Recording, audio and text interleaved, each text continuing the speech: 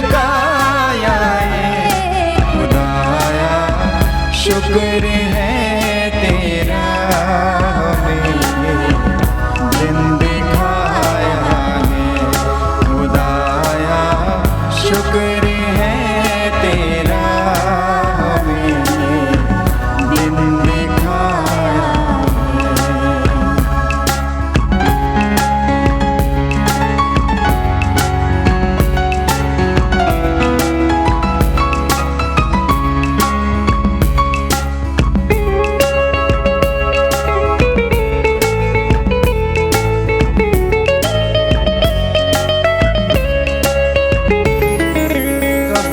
हम भूल नहीं सकते मसीहा बरकतें तेरी,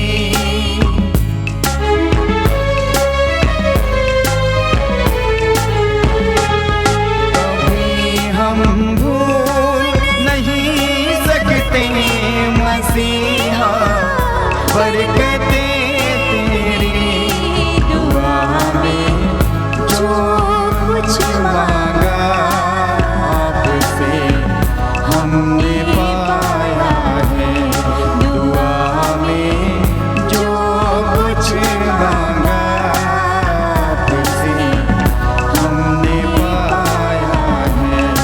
तेरे दर पर हम आए हैं और अपना सर झुकाया है, तेरे दर पर हम आए हैं और अपना सर झुकाया है खुदाया, शुक्र है तेरा, हमें दिन दिखाया है खुदाया, शुक्र है तेरा, हमें दिन दिखाया है, हमें दिन दिखाया है, हमें दिन दिखाया है।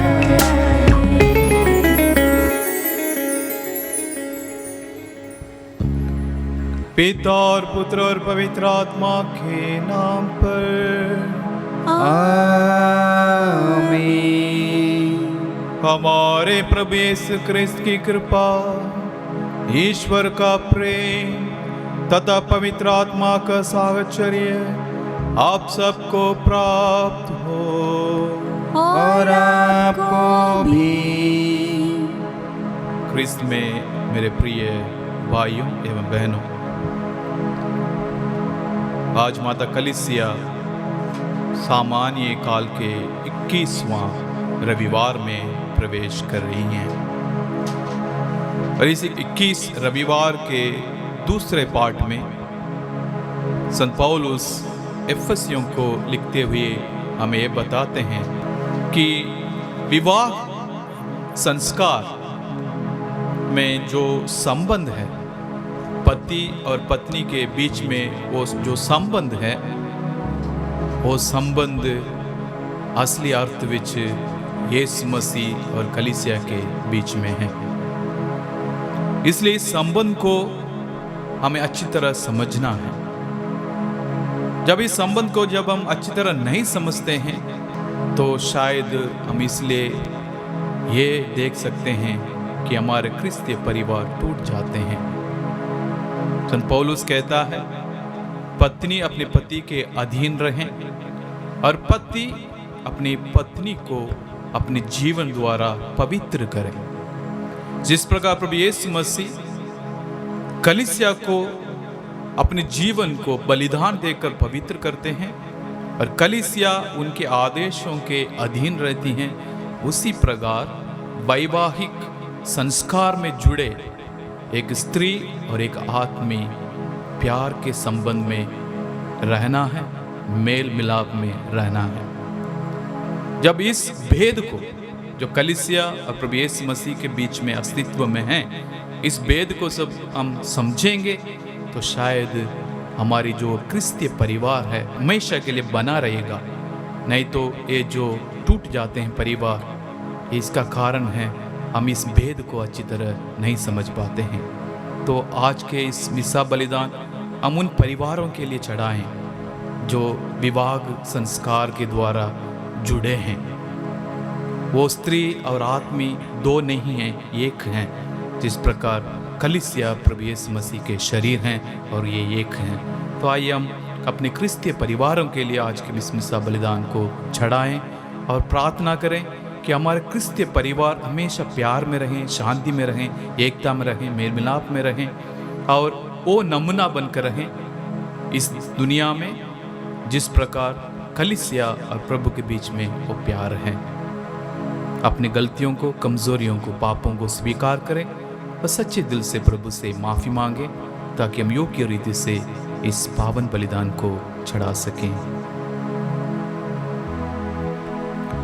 हम सब मिलकर बोले, हे भाइयों और बहनों, मैं सर्वशक्तिमान ईश्वर और आप लोगों के सामने स्वीकार करती हूँ कि मैंने मन, वचन, कर्म से और अपना कर्तव्य पूरा ना करने से बार बार पाप किया है।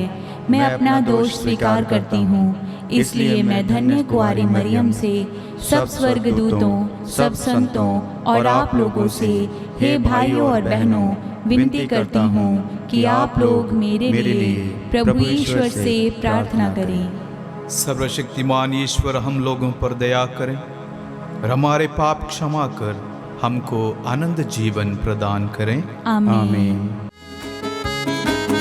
हे प्रभु, हे प्रभु, हम पर दया करो।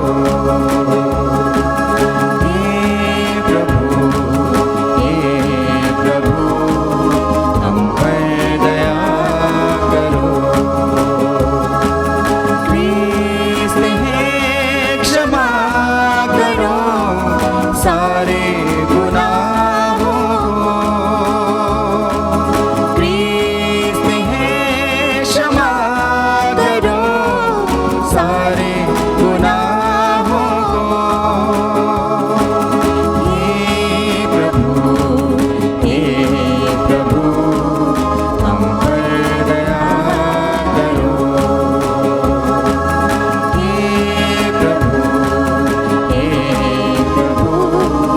हम पर दया करो। हम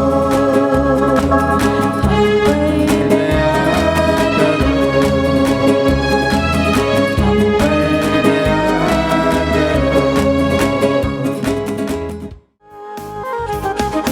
महिमा, महिमा, महिमा, ऊंचे नभ में महिमा। महिमा, महिमा, महिमा, ऊंचे नभ में महिमा।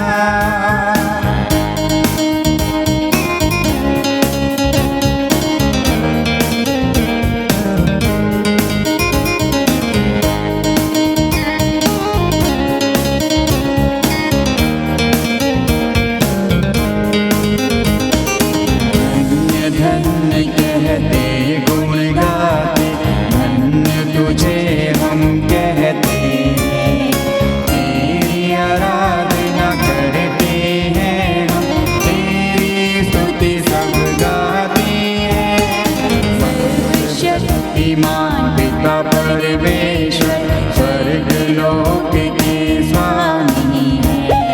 यीशु क्रिस्त इकलौते पुत्र है, तेरा गुण सब गाते हैं। महिमा, महिमा, महिमा, ऊंचे नभ में महिमा। महिमा, महिमा, महिमा, ऊंचे नभ में महिमा।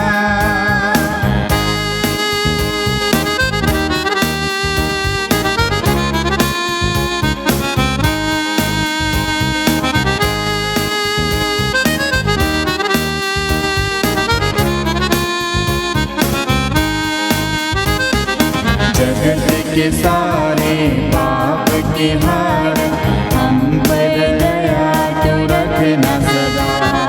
पिता के दाएं विराजता तू, विनती हमारी सुन ले प्रभु। पवित्र आत्मा के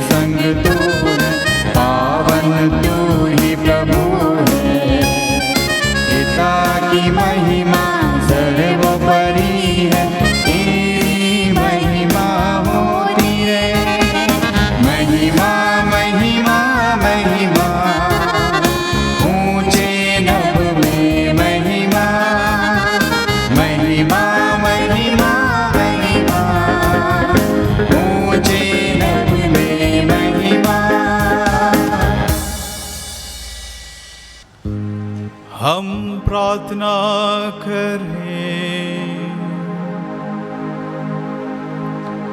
हे प्रभु ईश्वर, तू सारी सच्चाई का स्रोत है। केवल तू ही हृदय की एकता स्थापित कर सकता है।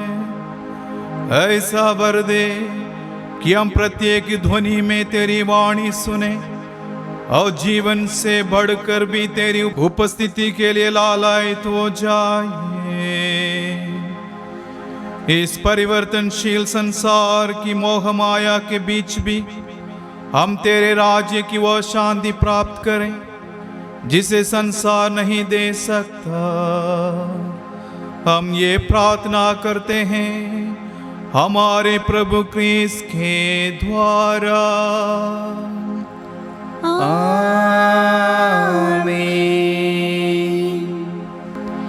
जब यहूदी लोग मिस्र से निकलने के बहुत समय बाद प्रतिज्ञात देश अर्थात फिलिस्तीन आ चुके थे, तो योशुआ ने उन्हें अपने सामने बुलाया और उन्होंने दृढ़तापूर्वक यह प्रतिज्ञा की कि हम प्रभु को छोड़कर अन्य देवताओं की सेवा नहीं करेंगे। पहला पाठ योशुआ का ग्रंथ अध्याय 24 पद संख्या 1 से 2 और 15 से 18। योशुआ ने सिकेम में सब इस्राएली वंशी को इकट्ठा कर लिया। इसके बाद उसने इस्राएल के वयोवृद्धों, नेताओं, न्यायकर्ताओं तथा शास्त्रियों को बुला भेजा और वे सब ईश्वर के सामने उपस्थित हो गए। तब योशुआ ने समस्त लोगों से कहा, यदि तुम ईश्वर की सेवा करना नहीं चाहते तो आज ही तय कर लो कि तुम किसकी सेवा करना चाहते हो। उन देवताओं की जिनकी सेवा तुम्हारे पुरखे नदी के उस पार करते थे, अथवा अमारियों के देवताओं की जिनके देश में तुम रहते हो। मैं और मेरा परिवार हम सब ईश्वर की सेवा करना चाहते हैं। लोगों ने उत्तर दिया, प्रभु को छोड़कर अन्य देवताओं की सेवा करने का विचार हमसे कोसों दूर रहे।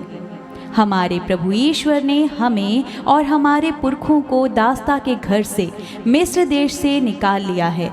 उसी ने हमारे सामने वे महान चमत्कार दिखाए हैं। हम बहुत लंबा रास्ता तय कर चुके हैं। बहुत से राष्ट्रों से होकर हम यहाँ तक आए हैं और सर्वत्र उसी ने हमारी रक्षा की है।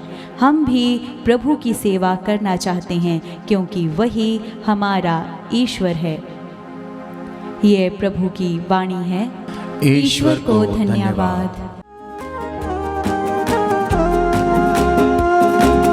मार्गम सत्यम जीवन येसु, प्रियतम येसु, अनुपम येसु। मार्गम सत्यम जीवन येसु, प्रियतम येसु, अनुपम येसु।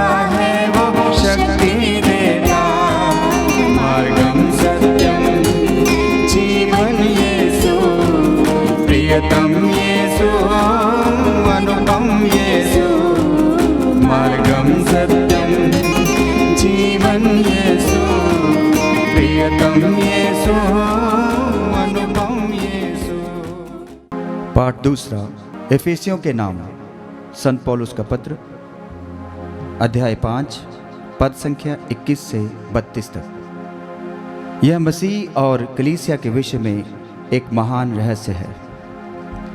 हम मसीह के प्रति श्रद्धा रखने के कारण एक दूसरे के अधीन रहें। पत्नी प्रभु जैसे अपने पति के अधीन रहे। पति उसी तरह पत्नी का शीर्ष है जिस तरह मसीह कलीसिया का शीर्ष है और उसके शरीर का मुक्तिदाता। जिस तरह कलीसिया मसीह के अधीन रहती है, उसी तरह पत्नी को भी सब बातों में अपने पति के अधीन रहना चाहिए। पतियों, अपनी पत्नी को उसी तरह प्यार करो जिस तरह मसीह ने कलीसिया को प्यार किया है। उन्होंने उसके लिए अपने को अर्पित किया है, जिससे वह उसे पवित्र कर सके और वचन तथा जल के स्नान द्वारा शुद्ध कर सके, क्योंकि वह एक ऐसी कलीसिया अपने सामने उपस्थित करना चाहते हैं जो महिमामय हो, जिसमें न दाग हो, न झिर्री और न कोई दूसरा दोष, जो पवित्र और निष्कलंक हो। पति अपनी पत्नी को उसी तरह प्यार करे मानो वो उसका अपना शरीर हो। कोई भी अपने ही शरीर से बैर नहीं रखता, उल्टे वह अपना पालन पोषण करता है और उसकी देखभाल करता रहता है। मसीह कलीसिया के साथ ऐसा ही करते हैं, क्योंकि हम उनके शरीर के अंग हैं।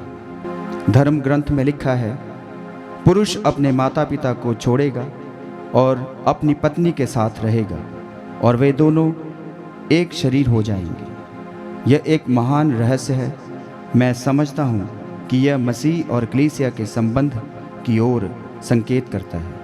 जो भी हो, आप लोगों में हर एक अपनी पत्नी को अपने समान प्यार करे और पत्नी अपने पति का आदर करे। यह प्रभु की वाणी है। ईश्वर को धन्यवाद। वचन तेरा सिखा दे,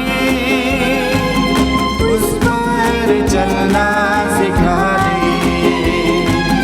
वचन तेरा सिखा दे, उस पर चलना सिखा दे। बोल मसीहा, सुनता तेरा दास, वाणी तू अपनी सुना दे। बोल मसीहा, सुनता तेरा दास, वाणी तू अपनी सिखा दे। प्रभु आप लोगों के साथ हो। और आपकी आत्मा के साथ भी। संत योहन के अनुसार पवित्र सुसमाचार। प्रभु की जय।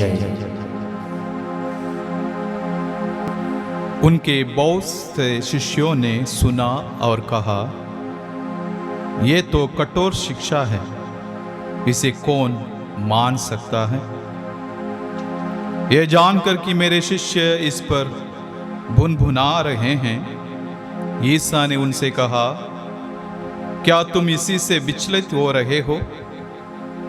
जब तुम मानव पुत्र को वहां आरोहण करते देखोगे जहां वे पहले था, तो क्या कहोगे?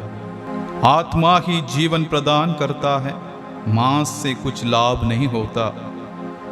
मैंने तुम्हें जो शिक्षा दी है वह आत्मा और जीवन है। फिर भी तुम लोगों में से अनेक विश्वास नहीं करते। ईसा तो प्रारंभ से ही वह जानते थे कि कौन विश्वास नहीं करते और कौन मेरे साथ विश्वासघात करेगा।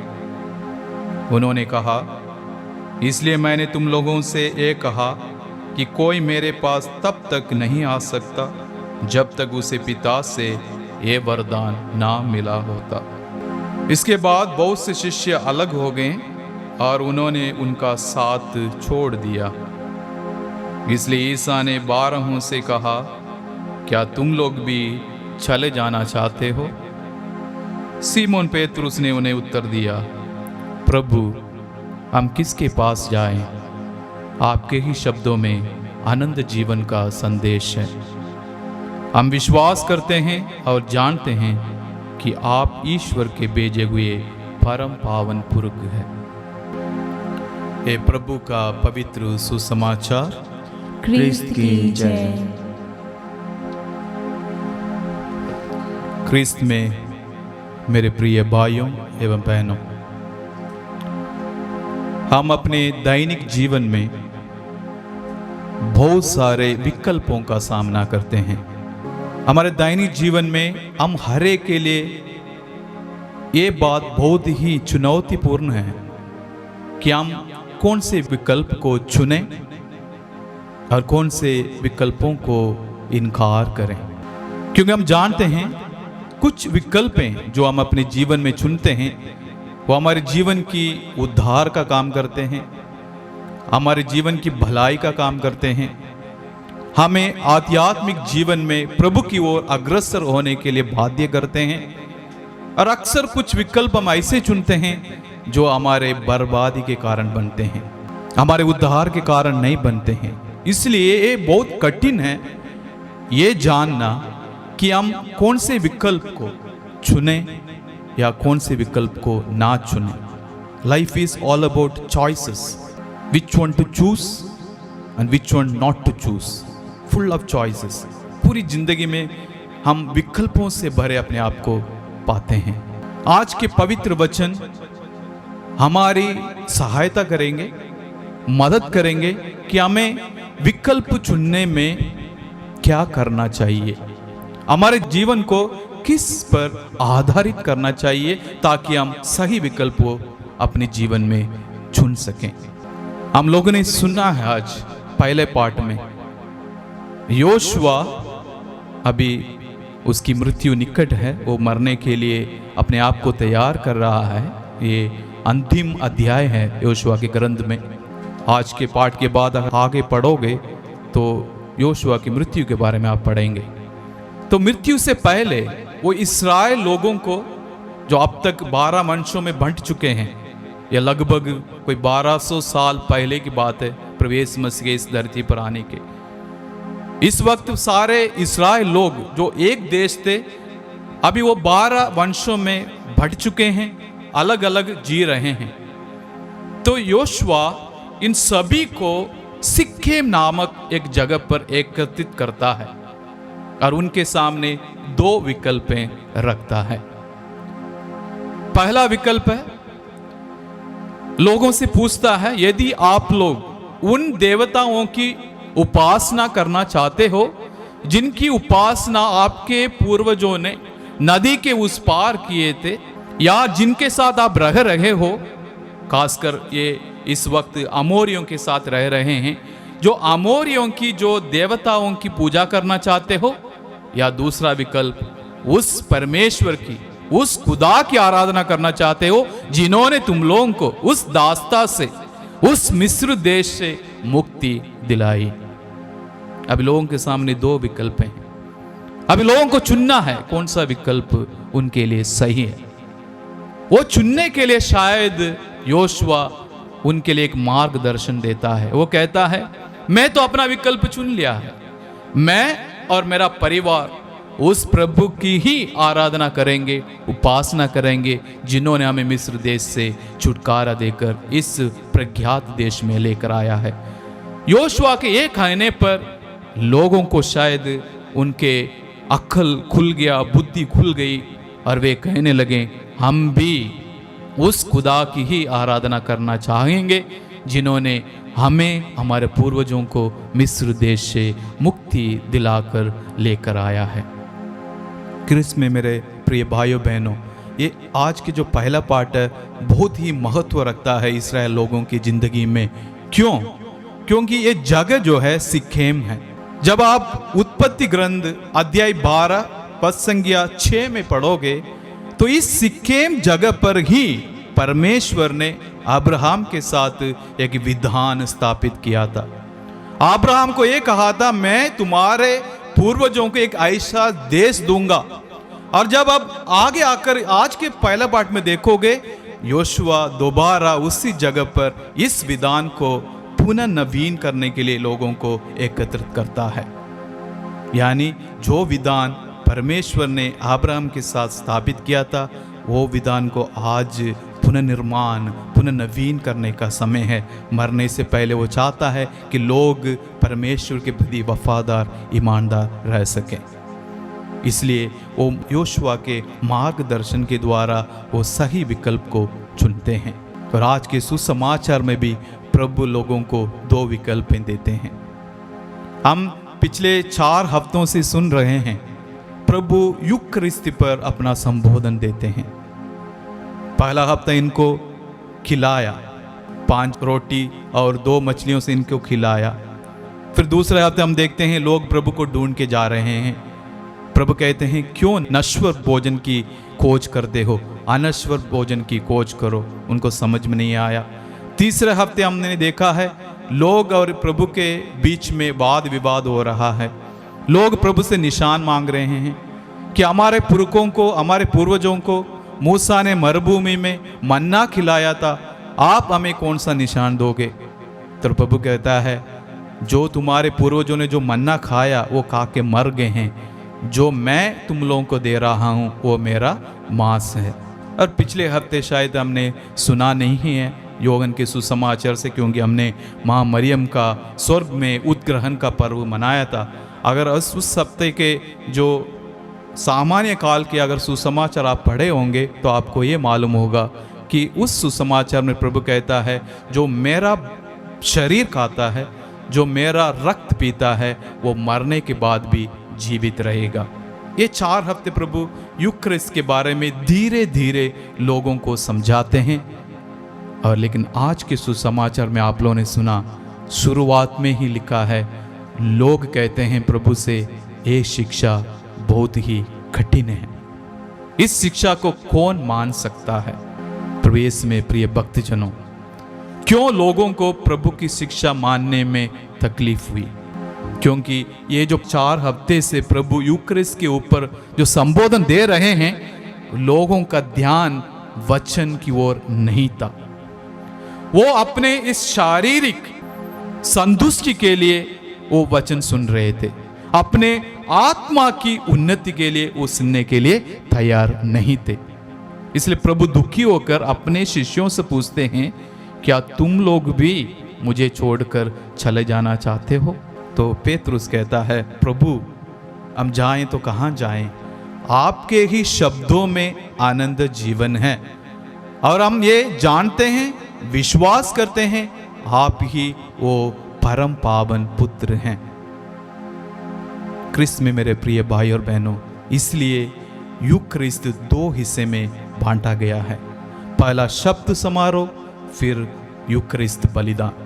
अगर आप पूरे दिल मन से वचन को नहीं सुनते, वचन के ऊपर ध्यान नहीं देते, तो शायद ही आप इस यूक्रिस्ट में प्रभु यीशु मसीह को पहचान सकते हैं। ये हो ही नहीं सकता जब तक एक ईसाई, एक क्रिस्तीय भाई बहन जब यूक्रिस्ती मिसा बलिदान में शामिल होते हैं तो सबसे पहले उनको वचन दिया जाता है, शब्द समारोह है। इसलिए जब हम बहुत लेट जाते हैं चर्च में, दूसरे पाठ खत्म हो गया, सुसमाचार में जाके पहुंचते हैं और सीधे लाइन में हम खड़े हो जाते हैं परम प्रसाद ग्रहण करने के लिए, बहुत ही गलत है। क्योंकि यूक्रिस्त ये दोनों हैं, वचन और बलिदान। वचन पर ध्यान देंगे तो आप संत पेतरुस तरह ये कह सकते हैं, प्रभु हम जाएं तो कहाँ जाएं? आपके शब्दों में आनंद जीवन है। अब प्रभु कहता है जो मेरा शरीर खाता है, मेरा लहू पीता है, वो मरने के बाद भी जीवित रहेगा। यानी वचन आपकी सहायता करेगा यूक्रिस्त में प्रभु को पहचानने के लिए, और ये जानने के लिए ये यूक्रिस्त आपको आनंद जीवन प्रदान करता है। अगर वचन पर ध्यान नहीं दिया तो प्रभु को पहचानेंगे नहीं। यही अनुभव, ये आभास उस एम्माउस जा रहे 2 शिष्यों को भी हुआ था। पहले प्रभु ने उनको वचन सुनाया, और वचन सुनने के बाद जब प्रभु ने रोटी तोड़ा, वचन कहता है शिष्य लोगों ने प्रभु को पहचाना। यानी यूक्रिस्त बलिदान में और प्रभु को आप वास्तव में अनुभव करना चाहते हैं, वास्तव में पहचानना चाहते हैं, देखना चाहते हैं, विश्वास करना चाहते हैं, तो पहले वचन पर हमें ध्यान देना है। लोगों ने वचन पर ध्यान नहीं दिया। शायद पेतरुस ने ये पूरे 4 हफ्तों से जो सुन रहे हैं हम, वो ध्यान दिया, इसलिए वो पूरे डट के ये कह सकता था कि हम जाएं तो कहाँ जाएं? आपके शब्दों में आनंद जीवन है। इसलिए प्रभु कहता है वचन जो शिक्षा मैं तुम्हें देता हूँ वो सिर्फ खाली वचन नहीं है जो हम किताबों में पढ़ते हैं। प्रभु कहता है वो शब्द, वो जो शिक्षा मैं तुम्हें दे रहा हूँ वो आत्मा और जीवन है। आज के सुसमाचार में प्रभु कहता है आत्मा और जीवन, यानी हमारी आत्मा की जो संतुष्टि है वो सिर्फ प्रभु ही दे सकता है। जो आत्मा की जो अनंत जीवन जो प्रभु हमें वायदा करते हैं वो हमें प्रभु ही दे सकते हैं। लेकिन इसको पाने के लिए हमें क्या करना है? वचन पर आधारित जीवन बिताना चाहिए। जब तक एक क्रिस्तीय भाई बहन अपने जिंदगी को वचन पर आधारित नहीं करते, वो कभी भी प्रभु को पहचानेंगे नहीं, विश्वास सचमुच नहीं कर सकते हैं। तो हमारे सामने प्रभु दो विकल्प देते हैं। उन लोगों की तरह जो कहते हैं शिक्षा कठिन है वो चले जाते हैं, या शिष्य लोगों की तरह जो कहते हैं प्रभु के शब्दों में आनंद जीवन है। मैं जानता हूं कि हमारे कलीसिया में बहुत भाई बहन टूट के चले जाते हैं अन्य मिशनों में। कारण यूकरिस्त, वो यूकरिस्त में प्रभु की वास्तविक उपस्थिति को विश्वास तो करते नहीं है, वो मानते भी नहीं है। इस कारण वो अपने कैथोलिक कलीसिया छोड़कर सिर्फ वचन सुनने के लिए चले जाते हैं। लेकिन प्रभु कहता है वचन में दोनों हैं, आत्मा भी है और जीवन भी है। प्रभु अपने आप को हमें जीवन देने के लिए, आनंद जीवन के लिए यूकरिस्त में देता है। इसलिए हम अपने कैथोलिक कलीसिया में इन दोनों को महत्व देते हैं, यूकरिस्त और वचन। ये एक दूसरे के साथ जुड़े हुए हैं, कह सकते हैं सिक्के के दो साइड हैं। क्रिस्त में मेरे भाई बहनों, इस सच्चाई को जानना है और आप कैथोलिक कलीसिया में सचमुच ईमान रखते हैं। क्योंकि कैथोलिक कलीसिया में कई लोग ये कहते हैं हमें वचन नहीं दिया जाता है।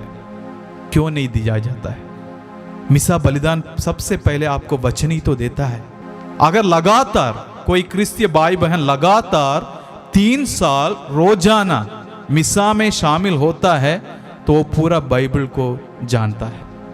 क्योंकि कैथोलिक कलीसिया में इस तरह इसको क्रमिक किया गया है। अगर कोई भाई बहन पूरे 3 साल लगातार रोजाना मिसा बलिदान में भाग लेते हैं, वो शब्द समारोह में शामिल होते हैं, तो वो पूरा बाइबल जानने के लिए उनके लिए ये सहायता करता है। इसलिए ये कहना बहुत ही गलत है कि हम कैथोलिक कलीसिया में वचन नहीं देते हैं लोगों को। वचन दिया जाता है, लेकिन हम सुनने के लिए, मानने के लिए, अपनी जिंदगी में लागू करने के लिए तैयार नहीं है। तो आज का मिसा बलिदान हमारे लिए एक और निमंत्रण है। जिस तरह योशुआ लोगों के सामने एक और बार अपनी जो विधान को नवीनीकरण करने के लिए एक मौका देता है, उसी तरह आज वचन द्वारा माता कलीसिया हमारे लिए 2 विकल्प रखते हैं।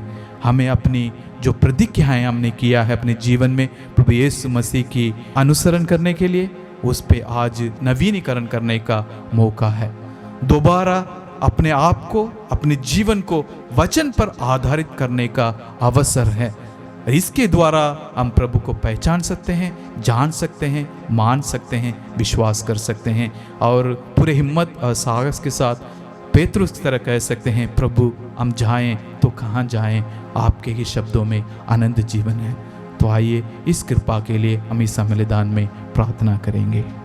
मैं स्वर्ग और पृथ्वी के सृष्टिकर्ता सर्वशक्तिमान पिता ईश्वर में विश्वास करता हूँ और उसके इकलौते पुत्र हमारे प्रभु यीशु ख्रिस्त में मैं विश्वास करता हूँ, जो पवित्र आत्मा के द्वारा गर्भ में आई और कुंवारी मरियम से जन्मी। उन्होंने पोंतुस पिलातुस के शासनकाल में दुख भोगा, वह क्रूस पर चढ़ाए गए, मर गए, दफनाए गए और अधोलोक में उतरे। वह तीसरे दिन मृतकों में से जी उठे, स्वर्ग गए, सर्वशक्तिमान पिता ईश्वर के दाहिने विराजमान हैं और वहाँ से जीवितों और मृतकों का न्याय करने आएंगे। मैं पवित्र आत्मा, पवित्र कैथोलिक कलीसिया, धर्मों की सहभागिता, पापों की क्षमा, शरीर के पुनरुत्थान और अनंत जीवन में विश्वास करती हूँ। आमीन।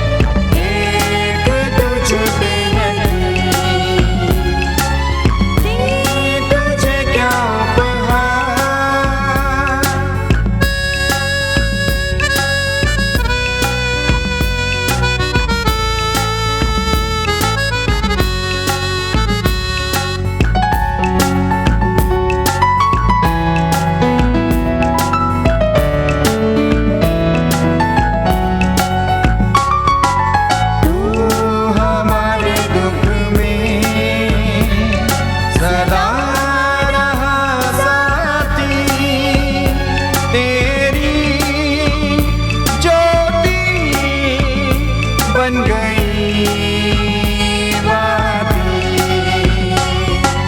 तू हमारे दुख में सदा रहा साथी, तेरी ज्योति बन गई साथी।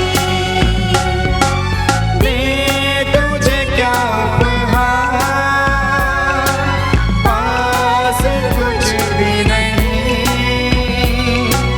तू हमारा है प्रभु, एक तुझ पे नहीं। दे तुझे क्या उपहार।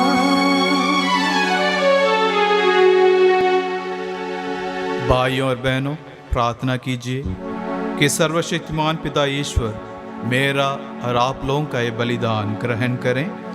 प्रभु अपने नाम की स्तुति तथा महिमा के लिए और हमारे तथा अपने समस्त पवित्र कलीसिया के लाभ के लिए आपके हाथों से यह बलिदान ग्रहण करे। हे प्रभु, तूने क्रूस के एकमात्र बलिदान से अपने लिए प्रजा एकत्र की है।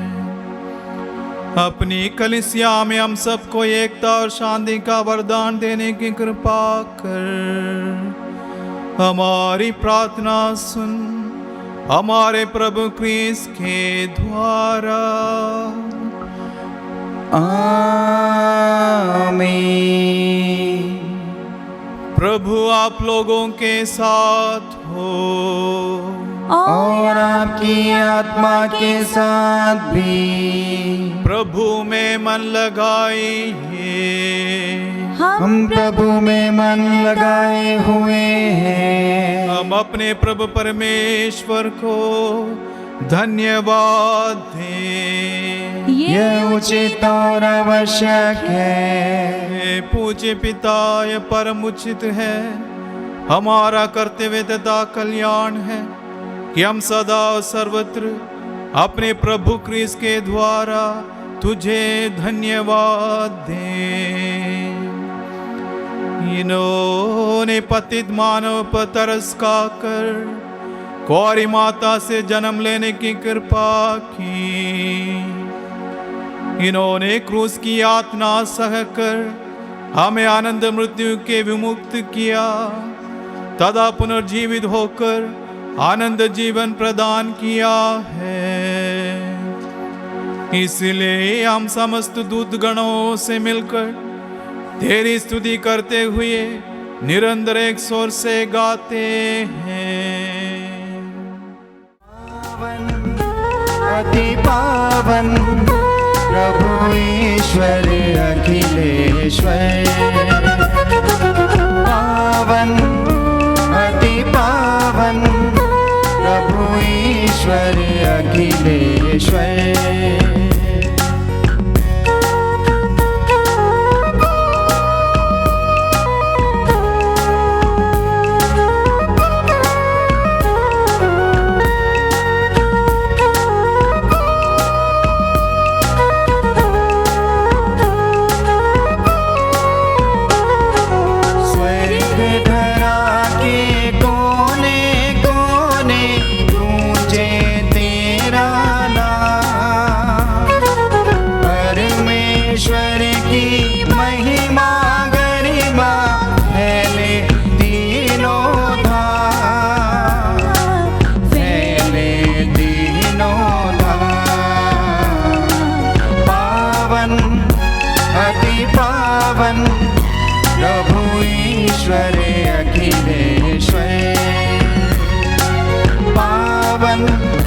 अति पावन प्रभु ईश्वर अखिलेश्वर।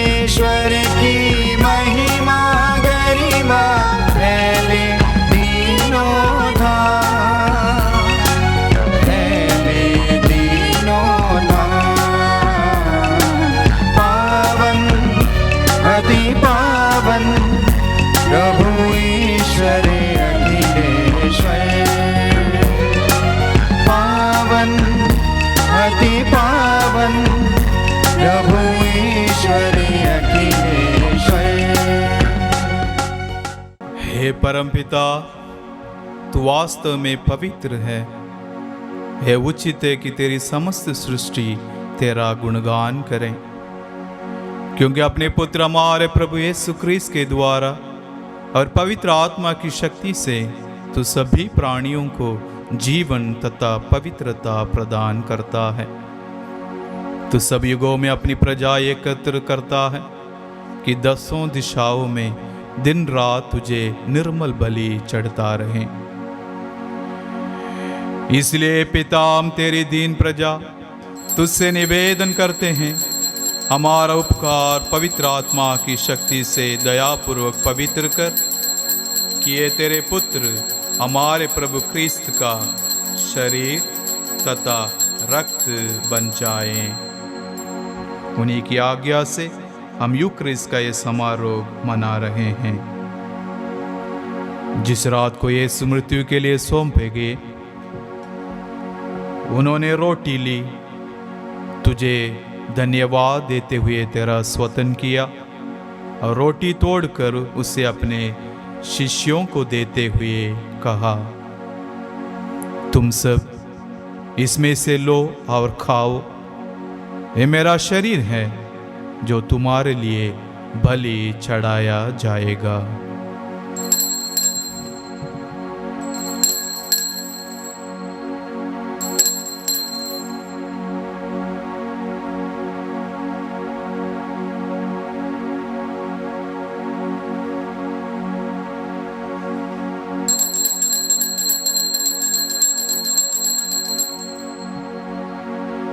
इसी भांति भोजन के बाद उन्होंने कटोरा लिया, तुझे धन्यवाद देते हुए तेरा स्तुति किया और उसे अपने शिष्यों को देते हुए कहा, तुम सब इसे लो और पियो, ये मेरा रक्त का कटोरा है, नवीन और अनंत व्यवस्थान का रक्त, जो तुम्हारे और बहुत के पापों की क्षमा के लिए बहाया जाएगा। तुम मेरी स्मृति में ये किया करो।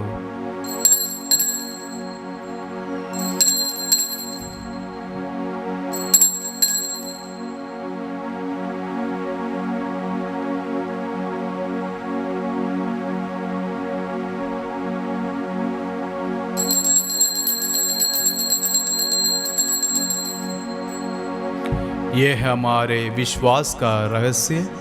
प्रभु ने मरकर हमें अमर बनाया और पुनर्जीवित होकर हमें नवजीवन प्रदान किया। इसे हम उनके पुनरागमन तक घोषित करते रहेंगे।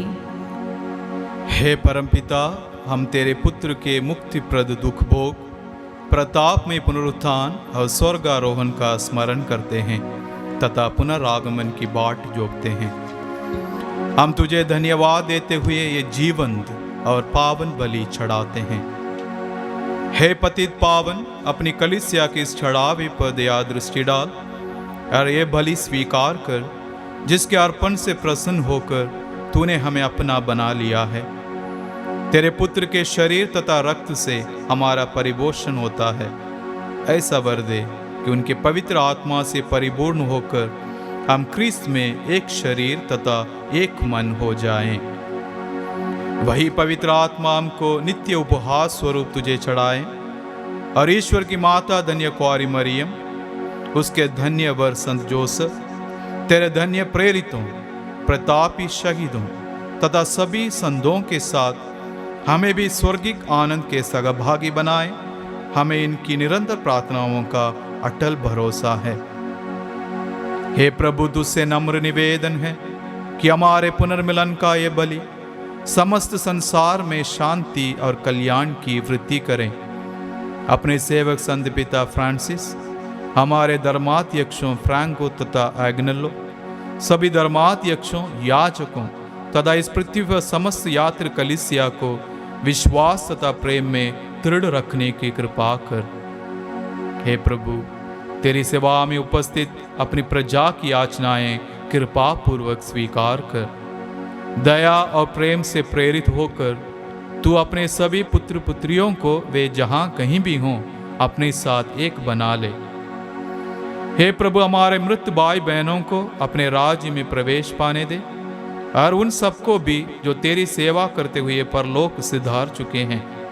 हम लोग भी वहीं पहुंचने की आशा करते हैं कि हम सब एक साथ तेरी महिमा के दर्शन से आनंद काल तक तृप्त होते रहें, हमारे प्रभु क्रिस्त के द्वारा, जिनसे संसार को सभी शुभ दान प्राप्त होते हैं।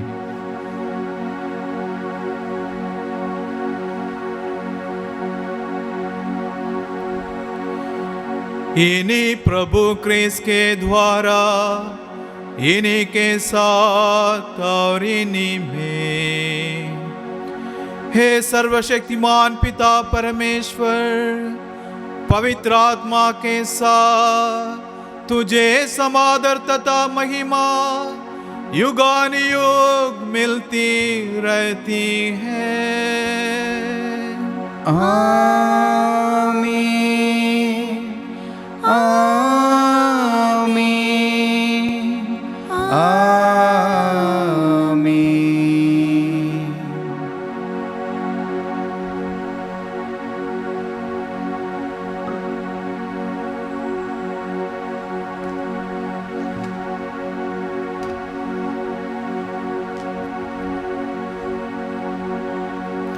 हम सब मिलकर ईश्वर के राज्य के आगमन के लिए प्रार्थना करें, जैसे प्रभु यीशु ने हमें सिखाया है। हे हमारे पिता जो स्वर्ग में है, तेरा नाम पवित्र किया जाए, तेरा राज्य आए, तेरी इच्छा जैसे स्वर्ग में है वैसी पृथ्वी पर भी पूरी हो। हमारा प्रतिदिन का आहार आज हमें दे, और हमारे अपराध हमें क्षमा कर, जैसे हम भी अपने अपराधियों को क्षमा करते हैं, और हमें परीक्षा में न डाल, परंतु बुराई से बचा। हे प्रभु, हम तुझसे प्रार्थना करते हैं, सभी बुराइयों से हमें बचा, और इस जीवन में हमें कृपा पूर्वक शांति प्रदान कर। हम तेरी दया से सदा पाप से दूर और हर विपत्ति से सुरक्षित रहें, और उस दिन की प्रतीक्षा करते रहें जब हमारे मुक्तिदाता यीशु क्रिस्त फिर प्रकट होकर हमारी मंगलमय आशा पूरी करेंगे। क्योंकि तेरा राज्य, तेरा सामर्थ्य और तेरी महिमा अनंत काल तक बनी रहती है। हे प्रभु यीशु क्रिस्त, तूने अपने प्रेरितों से कहा है, मैं तुम्हारे लिए शांति छोड़ जाता हूँ, अपनी शांति तुम्हें प्रदान करता हूँ। तू हमारे पापों पर नहीं, अपनी कलीसिया के विश्वास पर दया दृष्टि डाल, और उसे शांति तथा एकता प्रदान कर। तू युगान युग जीता और राज्य करता है। आमीन। प्रभु की शांति सदा आप लोगों के साथ रहें, और आपके साथ भी। हम परस्पर शांति अभिवादन करें। हे ईश्वर के मेमने, तू संसार के पाप हर लेता है, हम पर दया कर। हे ईश्वर के मेमने, तू संसार के पाप हर लेता है, हम पर दया कर। हे ईश्वर के मेमने, तू संसार के पाप हर लेता है, हमें शांति प्रदान कर।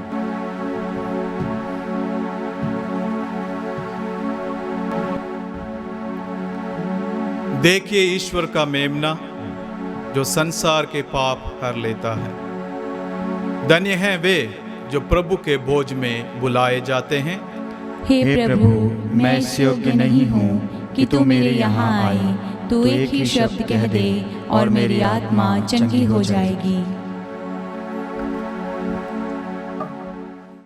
मेरे यीशु मैं स्वागत करूं अपने इस दिल में तेरा। मेरे यीशु मैं स्वागत करूं अपने इस दिल में तेरा। माँ स्वर्ग अपना देखे प्रभु,